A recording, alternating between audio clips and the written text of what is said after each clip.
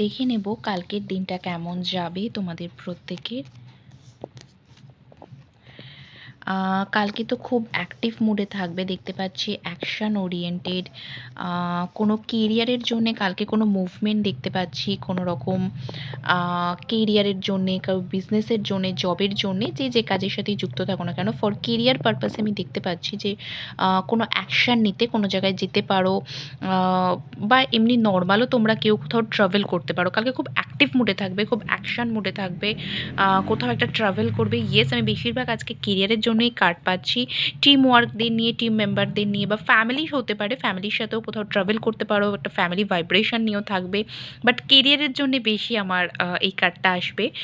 Specially যদি কোনো female person তোমাদের লাইফে দীর্ঘদিন ধরে ব্লকেজ ক্রিয়েট করেছিল, তাহলে সে দেখতে পাচ্ছি তোমার সাথে কোনো রকম সমঝোতায় আসবে, বা সে নিজের ভুল বুঝতে পারবে, বা সেও কোনো গাইডেন্স ফলো করতে পারে। আরেকটা কার্ড নিয়ে নিই, দেখি কি বলছি। ইয়েস, কালকে তোমরা তোমাদের যেখানে তোমরা শ্যাডো ওয়ার্ক করবে, কালকে তোমাদের যেই সেক্টরে কালকে মানে দীর্ঘদিন ধরে যেখানে তোমরা মনে হচ্ছে যে স্ট্যান্ড নেওয়ার দরকার আছে, সেখানে স্ট্যান্ড নেবে। একটু ইলিউশন আছে, সেই ইলিউশনকে কাটিয়ে উঠবে, স্ট্যান্ড নেবে, অ্যাকশান নেবে।